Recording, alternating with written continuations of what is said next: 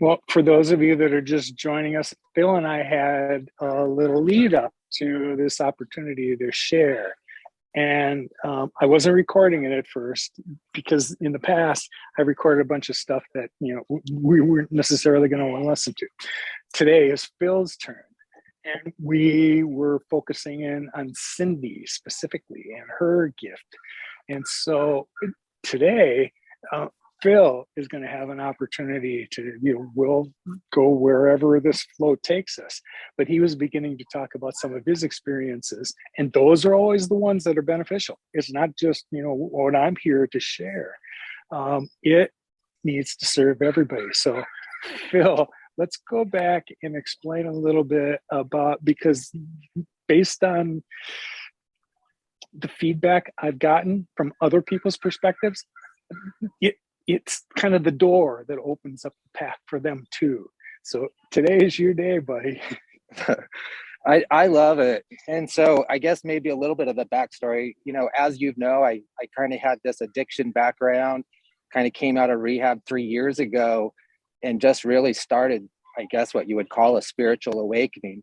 But back to this light language, it's something that I've kind of played with in the back of my mind as a little kid. I didn't know what it was. I kind of make the awkward sounds and this and that. And when I went down to Costa Rica listening to the Icaros that the shamans were singing, I'm like, I don't quite understand it, but there is intelligence in this music. There's intelligence that's coming through. And then when you interviewed with Cindy, it just reaffirmed it. And I don't understand it, in this 3D dimension. But what I'm being told is you have to start letting go of that and you have to feel it. And, and that's something that I noticed, when I was there and listening, I had my hand on my heart and just trying to let the mind go and just feel what they were saying. And so, yeah, it was interesting. I would love to connect with her and learn more about it. And somehow try to bring... Go ahead. Bring it into this 3D reality to where I can integrate it and start to have that a part of my daily life. That's good to hear. When you say you don't understand it yet in its entirety. But the fact that it resonated with you already, you do understand it. We're just kind of cracking open whatever experience you'd had with it before. You mentioned when you were a kid that you had those episodes and you really didn't know what to make of it.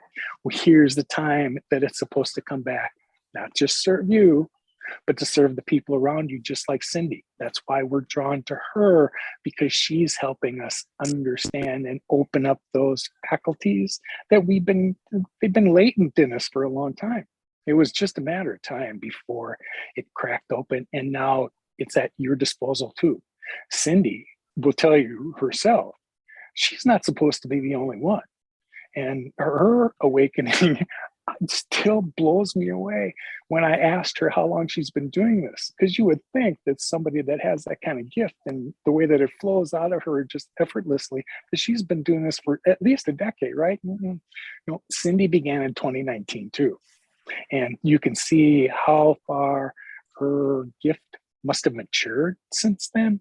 It's a gift to listen to. And now that I understand the messaging, and it's more than one star language that she channels, it takes a little while. I'm not the person that can speak it. Maybe I will down the road, but I understand it. And that's where it still gives me like energetic chills every time I hear her in my ear. And it took me a while, when I first started to do these Zoom sessions, I didn't record them because to me, those things were private, personal. What I learned since then, why my guide said, you need to, even when it's just you and I, like it is today, this is going to trigger somebody else down the road. Somebody else is going to pick up on this because we recorded.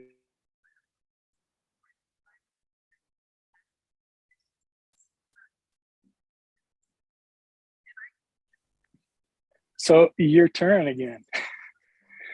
Well, what's interesting is these are these are just like tones and things that I've played with as a kid. And I didn't think of much of it. But it's just something that I just thought I was goofy and I kind of messed around with it. But even when I came home from Costa Rica, I really started to play with them more. And, um, I don't know what to make of it, Lowell. I just, I'm drawn to it.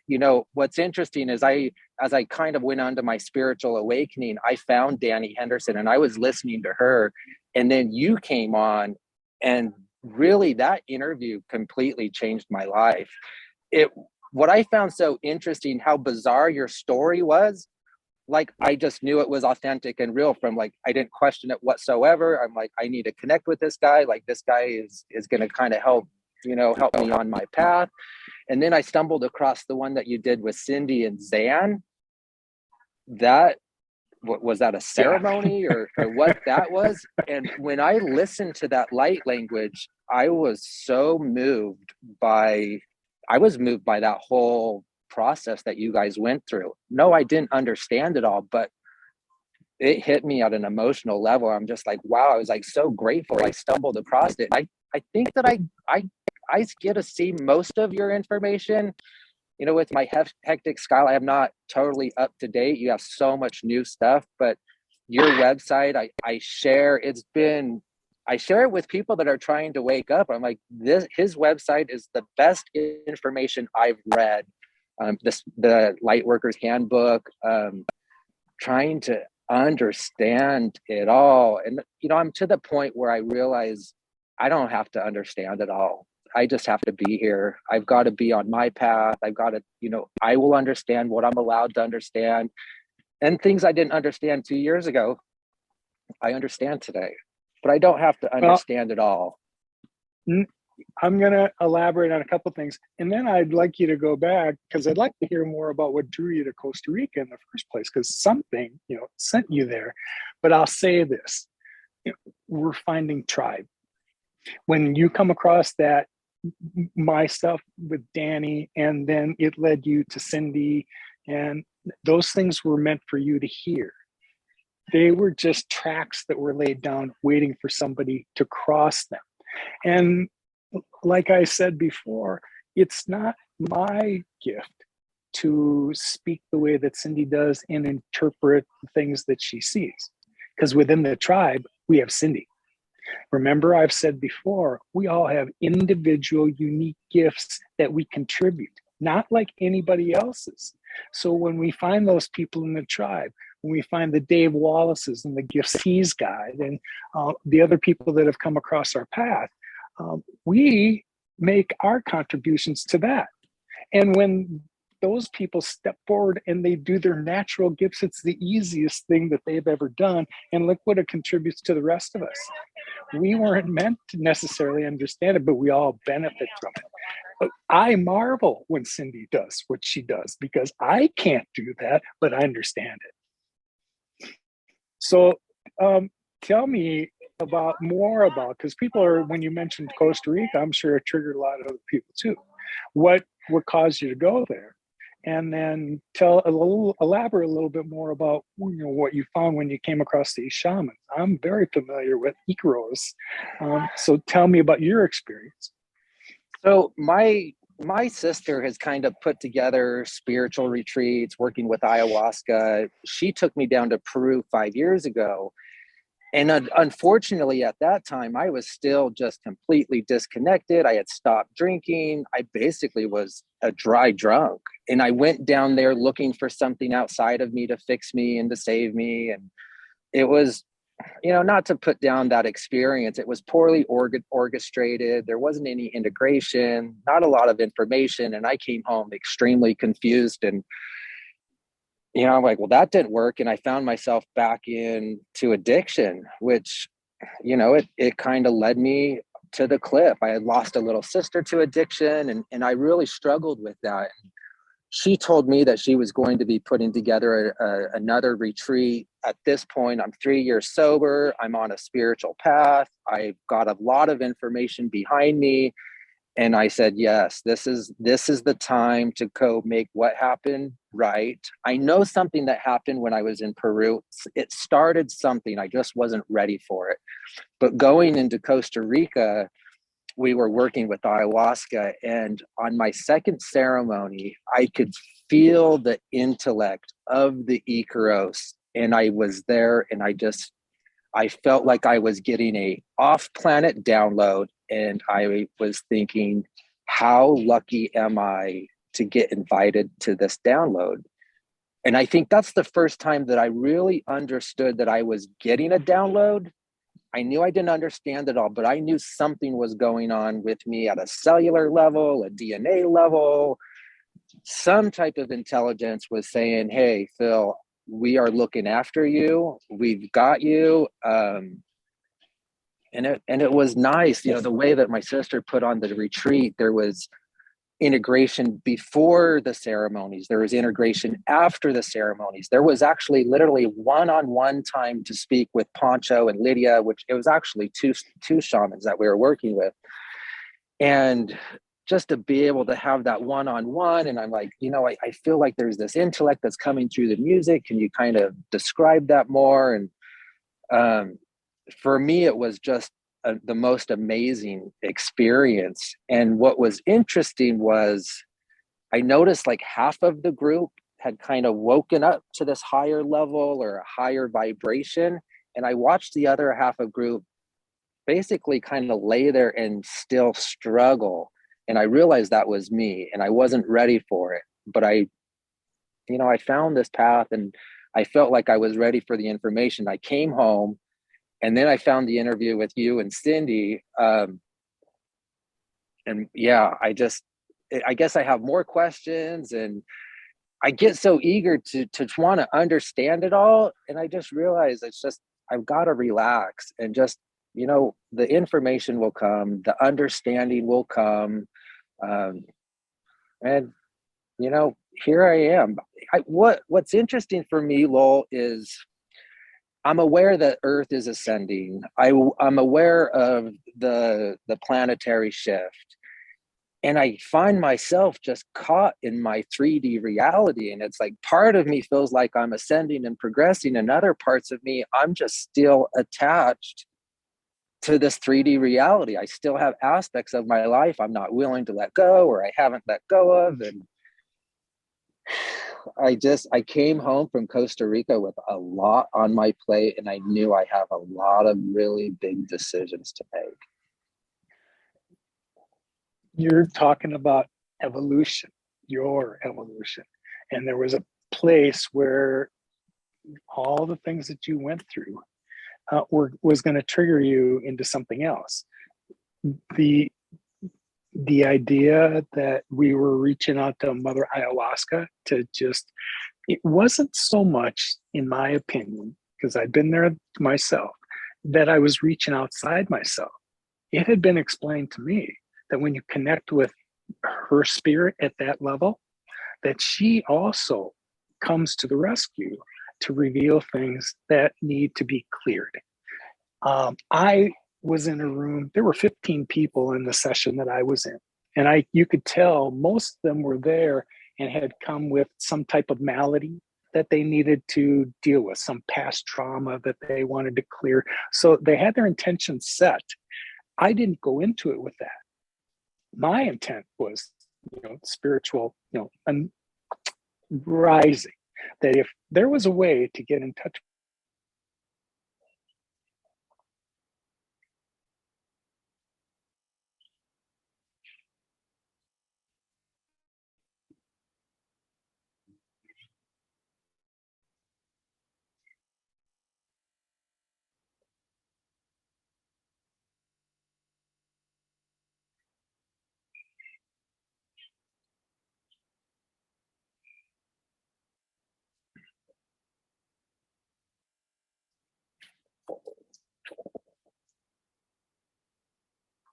I think we're glitching.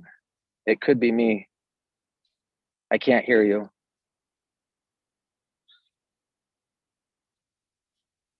Shoot.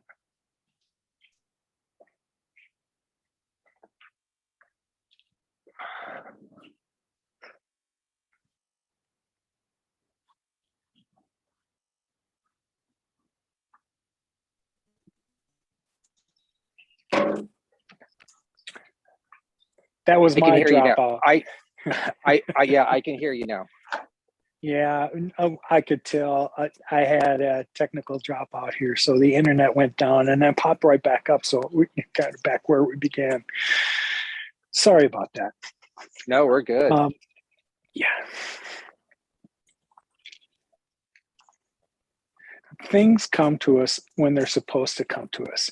And as for the 3D part of the world that we're reluctant to let go of, I can't say that that's a bad thing. That's what we came here to do. We wanted to understand physicality. Here is what it was. And we're not done with that. The fact that you and many others, including myself, are seeing something else, something bigger, connected to something else, you've got one foot in the other realm already. Now, Yeah. it's my job to kind of assist you along and not show you the way that I got there, but expose you to the things that you can't see around you just yet. They're there. And that one of these days, something's going to snap, and sitting in the same place where you are right now, you're going to see other things in nature around you that have different colors and different audio spectrums that all of a sudden you see. And when you start to see those phenomenon, then you're going to see the other beings that are around you as well. That's one thing that I got from the messages in ayahuasca is you're always being guided, you're always being watched. I am always around. And then as the medicine starts to wear off, you can tell that the veil's coming back up, and it's like, man, how do I set little reminders? How do I get back to this? The level of understanding while you're on the medicine is just amazing, but I watch it slowly start to fade away. And I was listening to something that said, she was talking about all of these life challenges that I've been through. I chose these lessons and I chose my awakening. I knew when I was going to awaken. I think that was really helpful for me and puts it into perspective and doesn't necessarily make it easy, but I get it.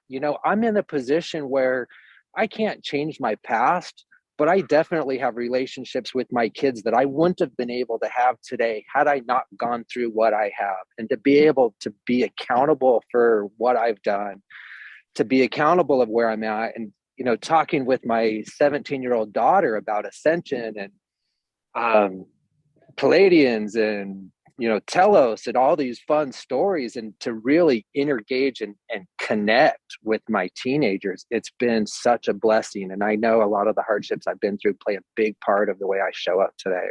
So that Does she part is resonate nice. with that information? Oh yeah, she resonates. I actually am amazed at how I have some of the best conversations with these teenagers than I do people my age.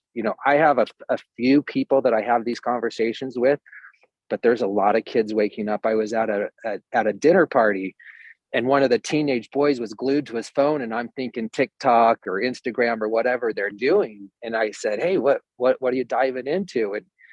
And he kind of reluctantly shared some metaphysical research he was doing. And I'm like, wow, you're waking up, bud. I love it. Enjoy the ride. And we were able to connect and talk. And yeah, these young kids, man, Here's my perspective. They're not waking up. They came into their incarnation not as amnesias, as amnesiac as we were. When we came into this, our memory banks were wiped clean, and it was up to us to kind of find our way back to crack open all the experiences we've had in all those other reincarnations to put it into perspective. You spoke about lessons. Yeah, we signed up for those lessons. We made soul contracts before each one of those incarnations, and in those agreements, we got to choose our circumstances. We got to pick the lessons we were going to learn. We knew they weren't all going to be good. They were all there. Some of those were going to be bad, but that was the way that we were going to understand duality. And when you can finally observe it from that level, then you see it for what it's worth.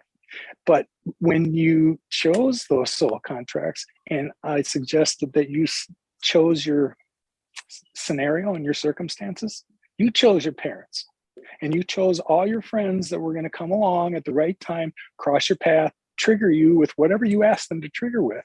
So when you think about it from that perspective, your children chose you too, Yeah. for a purpose. Yeah. You came into that in our 3D experience here.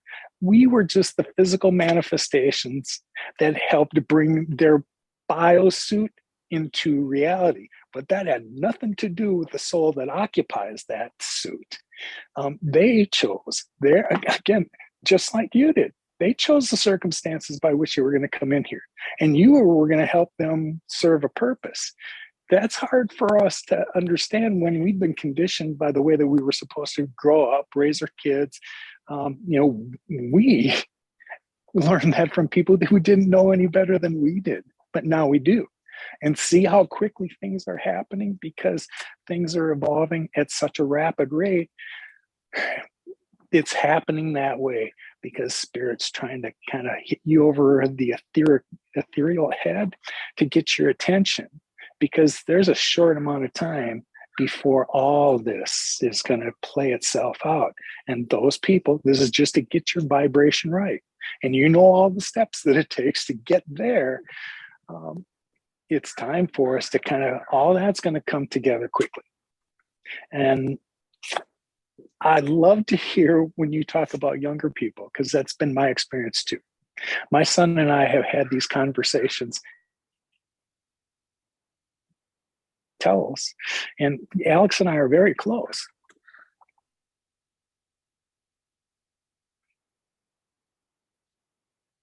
To try to explain this to your close set of loved ones around you, that's hard to do.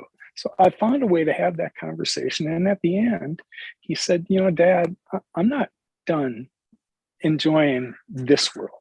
And you know what? He's absolutely right. Who am I to get in the way of that beautiful little sovereign being's ability to experience his physical experiences here? It's just for me to love him and allow it, and just like everybody else. Not everyone's going to agree with us. And right now, it's not the time for us to change anybody's mind. And when I talk about these things, it's not to do that. It's to just provide a scenario, maybe plant the seed if you want to see it that way. But when I do that and it connects with somebody, that's just the trigger that started their same awareness, just like you and I came through. But look at how rapidly it's happening. The kids that you were talking about, and then I'll turn it back to you, didn't come as ill-equipped as we did. They have a lot more already at their wherewithal and how they put this thing into perspective and where the 3D world is. And they're already got one foot in the other realm too. They know where we're going. It's a delight to hear you say that. So as much as I wish my generation would get it and wake up, some will, but I would have to say that the majority of them won't, because they've been set in the things that they've learned along the way. Family, church, hobbies, whatever the influence was, the patterns have been pretty well set. Well, the kids in that generation you're describing, they didn't come with that. And even if they did, those little sovereign beings, they already knew their mindset and they would listen to what was around them. But if it didn't resonate, they chucked it. And I'm delighted to hear that that distraction that's normally in front of them was serving that young man's higher purpose. And look at what he was researching. It wasn't the latest thing on TikTok that they wanted to giggle about. No, he understands that there's more for him to understand. And that's just when you find that rabbit hole to go through to find out more information, in my opinion, in my experience, it just opened up like 3 more rabbit holes. Yeah, it's these some of these kids have blown me away. I think with my teenagers personally, as I'm able to talk and I wake up to the idea that I've created my reality, I'm in charge, and to have that conversation as anytime I am pointing the finger at something outside of myself or anything, like call me out on it. That's not going to fly anymore. I realize you guys need to realize we create our reality. Our thoughts create our reality. Um, my little nephew's birthday party, he's 16. I gave him a pendant with a flower of life with a Merkaba overlay on it. And as he looked at it, you could tell something was going on with him. And then with my daughter, having the conversation about Earth ascending and some of the chaos that we're seeing in the world, and I looked at her and I said, Kesley, you chose to be here during this time. We might see some dark years, but I'm telling you, your generation is going to watch this Earth progress and get better. And it was, we just shared smiles, and she got it, and she doesn't understand it at all. And I think as she's watched me take accountability of my life, it's allowed them to, what I study and what I share with them. Like I shared your videos with them on YouTube, and my kids, they listen to it and we talk about it. And these are just conversations I wasn't capable of having 3 years ago. I can get caught up with, man, I have spent 47 years creating a disconnected life. And now I'm 3 years into this path and maybe get a little frustrated that I'm not quite as far as I thought I would be. But on the other hand, I can give myself some credit that I'm able to do some of the stuff that I'm doing today. These kids around us, they're smarter than I gave them credit for. And I'm so grateful to be aware of their awareness that I wasn't aware of, if that makes sense. It does make sense. These one kids feeds the other. Yeah, and these kids they're a big part of my path. They're there to help support me and to progress me along the way where I'm going and what I'm wanting to do. Anyway, I've got another question. It's a little off topic. I got my Andaras, which I'm super thrilled about. I wrote Mickey, I'm not sure who was helping me out, but I wrote him a little bio of what I was doing, and we selected some crystals. But I've heard you talk about some specifically regarding physical pain, like joint pain, and I know that you talked about dedicating a podcast to crystals, and when I lay in bed or read, I'll hold my favorite Andara, and I'm like, how do I connect with this? How do I resonate with this? And I'm just not there yet. So I'm curious about the one specifically that you were just saying, man, this thing has, changed my physical body.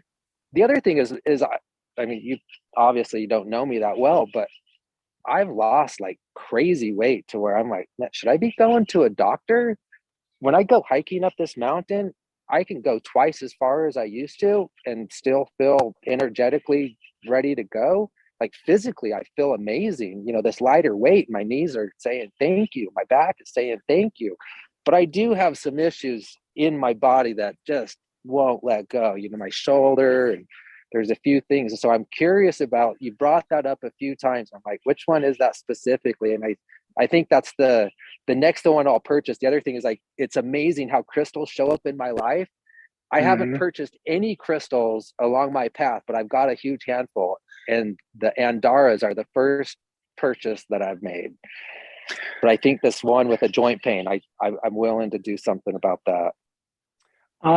We will do one of these podcasts, and maybe a Sunday will be appropriate for that on Andaras. I absolutely want to. I have reached out to Mickey, and we need to find, some common time when we can do that.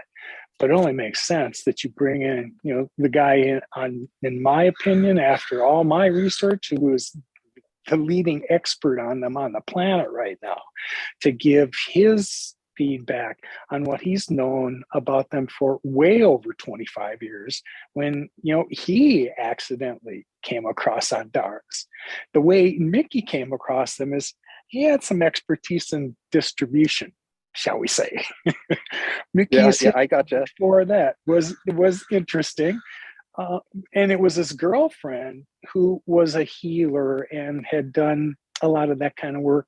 And she was the one who had the relationship with Lady Nellie.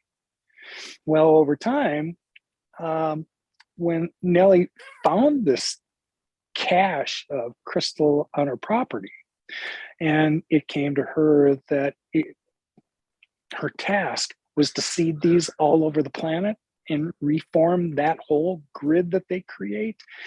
Mickey came along with his expertise to assist her. I don't know that Nellie would have figured out a way to distribute them or how to do that, how to reach out, and how to make all that happen. That's what Mickey's role has been. He's been around them enough to see what energy they really carry. I've been around crystals and been interested in them since I was a kid. These were the first ones that were different than the other ones. I came to understand quartz and every other variety, and understand that when you place your intent, it's their job to amplify that on your behalf. And that's a wonderful thing. They've never let me down. I understand what they do. Andaras are a whole different thing. They carry consciousness. And so when you connect with them, you just found a new best friend, and the information that they carry is vast. Now, compound that by the fact that they're connected to all of their brothers and sisters all over the planet, and see what kind of power you have at your disposal. It was amazing. So yes, we'll come back and revisit that. As for the physical things, that Andara wand that I carry was gifted to me by Kathy, who's another healer and wonderful. And it was a series of events that it came into my hands. She got a different one, beautiful one, to replace that one. And then pretty much the day or so after she got it, she handed that one to me and said it was my turn to steward it and use it to heal. It's a really dense one. Now, at first, when I see crystals, I think that they're most powerful when they're not manipulated by us, when they're not polished, and when they're not cut, and when they're in their state. That's when we just let them be what they are. The first time I watched Mickey prepare an order to go to somebody else, they had chosen a color.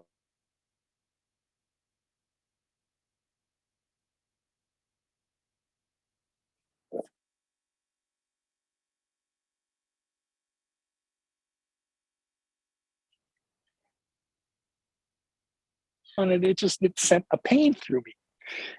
And I waited until he was finished, and he picked up the pieces.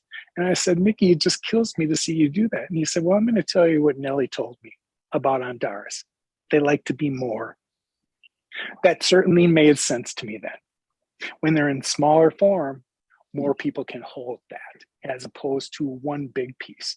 And it's not a caution I send out to people. Andaras aren't meant to be museum pieces. So if you're buying this to just sit it on the shelf next to a bunch of other ones, that's not really putting it to use. They want to help. They want to be healers. The one that I had happened to be seafoam, and it's an incredible, crazy healer. It healed me one day when I hurt my leg, and I should have had a black and blue mark for days after that. And after I applied it, I don't even know why it occurred to me. I'd been carrying it in my pocket all this time. I guess when it finally happened, I said, well, let's see if this thing can really heal. And within maybe 3 minutes, I was up and off and bike riding like normal. When I should have been down for the count for a couple of days, it wasn't like that. And I've handed it to other people as we've been going along. Person, yes, you steward them along the way. Really don't own them. It's my job to pull it out of my pocket when I see that it'll benefit somebody else. And then you just and hear the results of the benefits of it later. Yeah, I know that they're real. So what's interesting is that topic in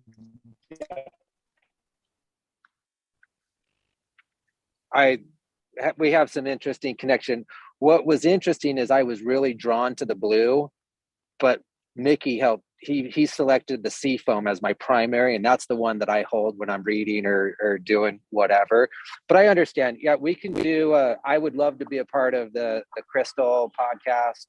Just how to, maybe some suggestions on how to connect with them would be great, and yeah, we can go from there. We will do, absolutely. Of course, it's going to be just another open live podcast. So whoever's interested in setting in, and I love these when they're exchanges. It's not for me to sit here and talk and talk and talk. This is meant for questions to be asked and answers to be sought. And that's my purpose, is more of an MC. Yes, I can share my experiences and we'll see whether they resonate with the rest of the audience. But that's not what I understand. It's about letting others explore what's going on with them so they get greater clarity, just like I did. There was one other thing, and I'm going to see if I can't plan it. As I've been kind of watching the community wake up, I still see people whose spiritual side, the metaphysical side, kind of is raising. They want to continue to pull out their resume and all of the things that they've done and all of the people they've listened to, and they quote these people who have been, influential in their life as experts. Let me tell you what Spirit has told me, and I'm supposed to pass along to the rest of you. You all have gained mastery. You just don't understand what that mastery is if you're still reaching out and quoting these other people. So what I'm going to say to you all is that when you quote somebody else, quote yourself. You have expertise because of your uniqueness and what special gift you carry that's meant for some of the rest of us to share as well. And I'm not saying that we weren't assisted along the way, but stop quoting the people who wrote a book 40 years ago or 10 years ago. Aren't we evolving? There's new information since that book was published. And I've mentioned that once and didn't get positive feedback. There was a group that early I had joined on Facebook that was about Telos, Lemurians.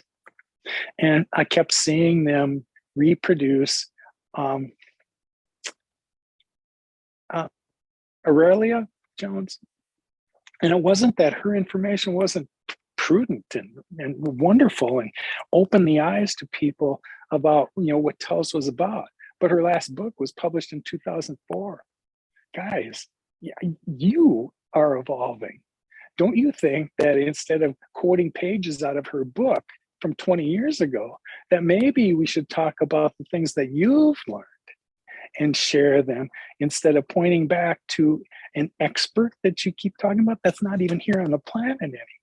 She was helping you prepare. And yes, she gave you some information to feed your mastery, but it wasn't Aurelia that speaks through you anymore.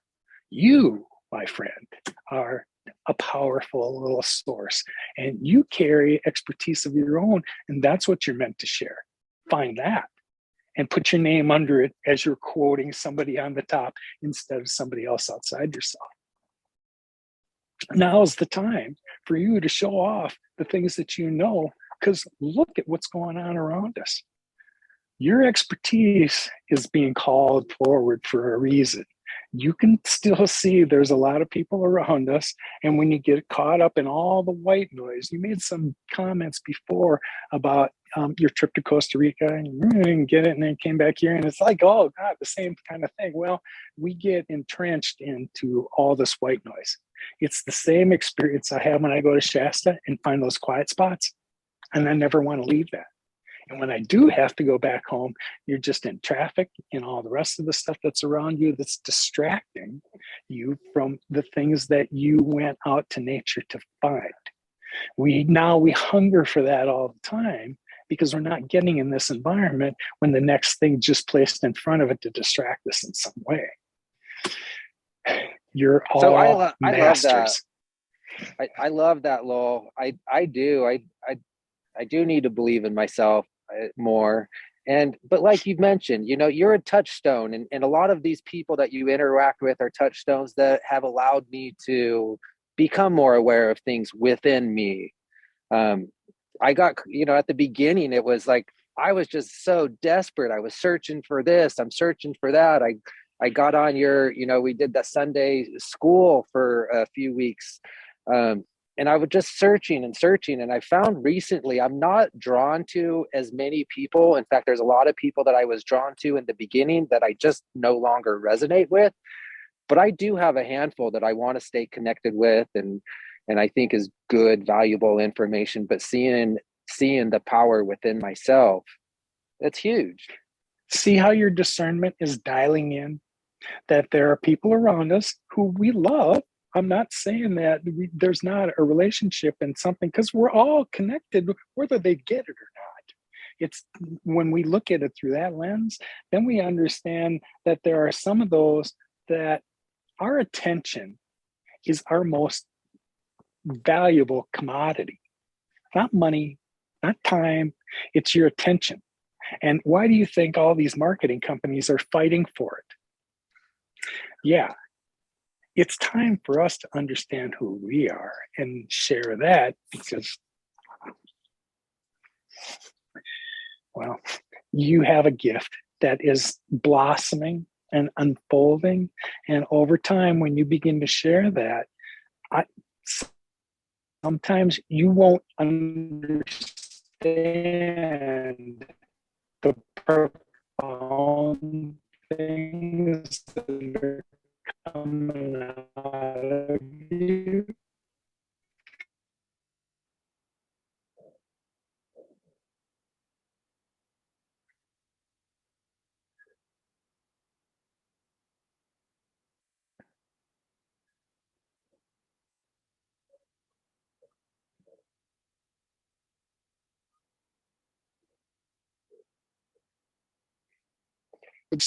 Now we get to see the role they play and what resources we have at our disposal. Yeah, we I count on missed a their good chunk of expertise. that. I missed a good chunk of that. Sorry. Hey, we're doing the best we can with what we've got. I love staying connected. I'm always curious about what, you know, what events you're going, or what you're putting on, if you're going to be speaking anywhere. You know, I love getting connected. You know, what's interesting, I heard you talk about CE5. And as I went through my spiritual awakening, you know, I watched, you know, Closing Encounters of the Fifth Kind and Unacknowledged, and I'm searching for my CE5 here in Utah, and I found it. And when I just love going and interacting with the people there. I'm like, wow, this is another Yeah. extension of my tribe. Now they focus more on the CE5. Not What was interesting was finding the spiritual connection between CE5 and all of the other things that I'm interested in studying. So that was enlightening for me. But I like to stay Uh, connected, you know. I'm glad you said that. Uh, those CE5 groups demonstrate to me that there is an awareness of, something around us out there, if you want to say that. And then there comes a point at which you no longer question whether they're there or not. I don't. I've seen enough movement in the sky to understand. And there was a last March, I think, when I was invited to Sedona to present for the first time. There was a weekend when there are actually three pretty well-known UFO, sighting organizations, and they all came together this one weekend. They brought their equipment and enough for there were about 30 of us that with the right kind of equipment could look up into the sky, and without question, I don't have any questions that they're there. I've seen enough of it. That's solution number one. We weren't chasing and determining what that was anymore when we understand what's underneath us with the Lemurians. And how long have they been here all this time, just kind of waiting in the wings? It's not extraterrestrials from somewhere else. There's rabbit holes you can fall down uh, to find out that they were no different than us. That those that we're seeing in whatever light form they take and reveal to us are all, star sisters and brothers. If you believe in, reincarnation, and you believe like I do, and now even more clearly over the last maybe month and a half or so, that whole Blu-ray child thing comes into focus. When that really started to kick in the late 40s, early 50s, I was born in 1954. It didn't it didn't occur to me back then that I fit into that niche any more than when I first understood and was willing to speak publicly about the things that had happened. That I didn't consider myself a contactee because the frame of reference was those were people that were taken, in some way. I thought that that's what the description meant. Well, I'm a contactee of a different kind. And when I started to figure out, what mail slot do I fit in? I couldn't really find one at the time, and I didn't really understand it. But I have a whole perspective that triggered lots of people. You mentioned Telos, Lemuria, Middle Earth, Inner Earth, whatever flavor you want, and all of a sudden you get people's attention. And that seems to have compounded like geometrically over the last month. And I understand the reason why. There is metaphysical help coming in our direction. Those light beings, that wasn't an accident. And I was chosen to do that first so that I could help others awaken that part of themselves and understand what it was as well. I'm not, as I've said before, I wasn't supposed to be the only one to tell this miraculous story. I was going to be the first one.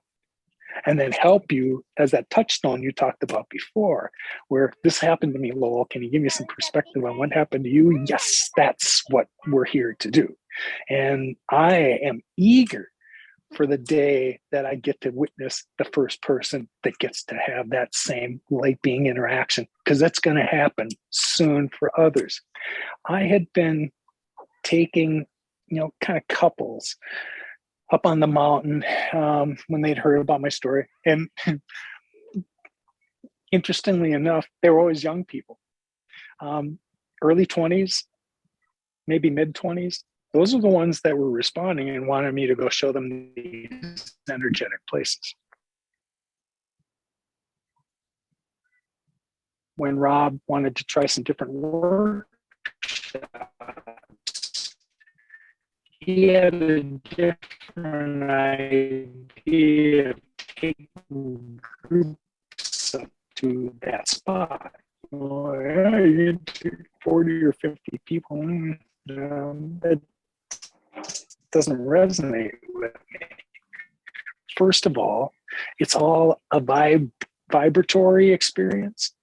And you don't know that whatever we're all going there to seek isn't really going to happen. Currently, had let go of that 3D part of my soul to manufacture an experience for them. It's your job to get them there and let them have their own. So I had agreed to do one on Saturday of about a dozen people, and that's what we did. It turned out that there was enough interest that we did it on Sunday as well. And the group grew a little bit bigger, but that was only because there were a few people that had gone the day before that needed to return, and it was wonderful. What I came away with is that they all had their own experiences. I can point you toward any one of them that were there that day, and it wasn't that I showed them something. I just laid the foundation for them to get them to a place where they would find energetic stuff. And it's not that hard on Mount Shasta to find places to do that. When they reported their own things to me, and it wasn't, the first few weren't me. They had reported their experiences to the organizer and said how magnificent and life-changing it was for them. Well, of course, that made me feel good, because at first I didn't understand what my role was other than to just direct them to the place. Mission accomplished. Well, I'd love to go on one of those tours with you. They sound pretty fun, interesting for sure. We will. You asked me where I'm going to be. I'll be in Shasta again from about the equinox around the 21st. It's funny. Over the last 2 days, I've gotten 2 requests off the website for that very experience. One had signed up for one next July, and one was at the end of September on the 29th. So I'll be in Shasta at least through the 30th. So for about 10 days at the end of this month. And then in October, I'm really curious. Danny has put together an event that's going to take place in October.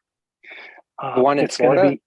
Yes, I want to see what that's going to look like. She's going to have 1,500 or 2,000 people somewhere in that area of people that are interested in hearing about this type of phenomenon.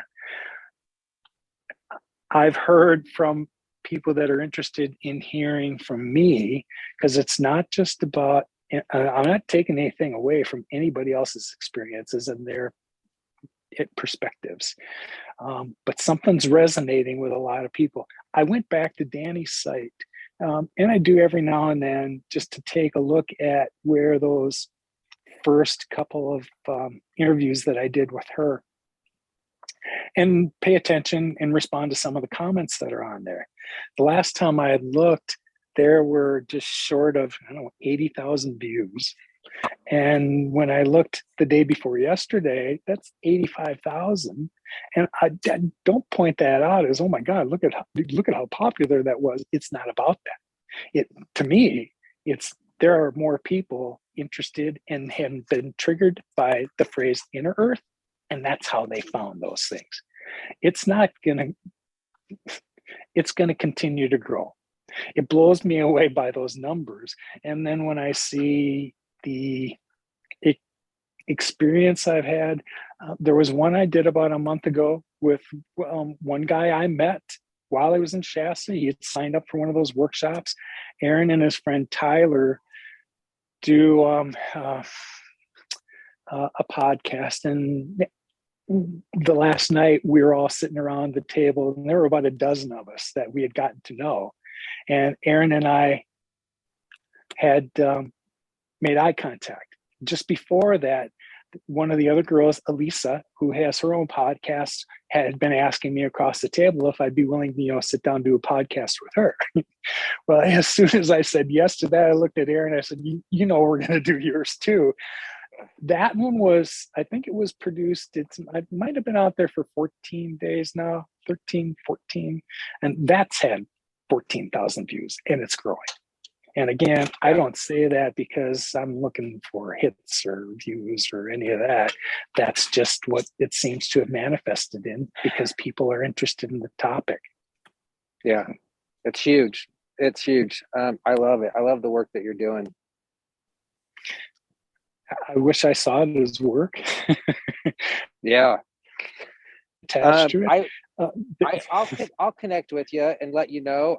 Danny's thing in Florida sounds super appealing, but I think Shasta is a little closer to home and probably be able to fit that in my schedule a little bit easier. So we'll connect and talk about that when that's going to happen. Yeah, crossing the country is it's difficult in any other circumstances. I tend to like to drive just so I don't have to deal with flights and those delays. And I'm not at the discretion of something else that can get in the way of my travel plans. You get in the car, you drive to where you're going, end of story. Yeah. Well, all right. Anything else we need to go over? I think that's good for today. What do you think? I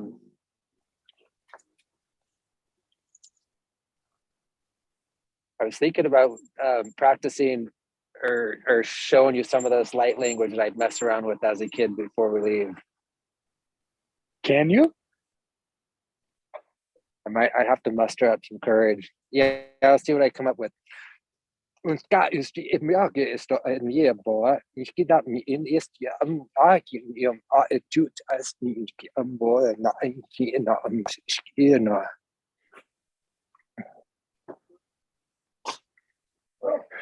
Anyway, it's just some stuff that I mess around with in my head, and it's something that's come across me as a kid, and I just don't.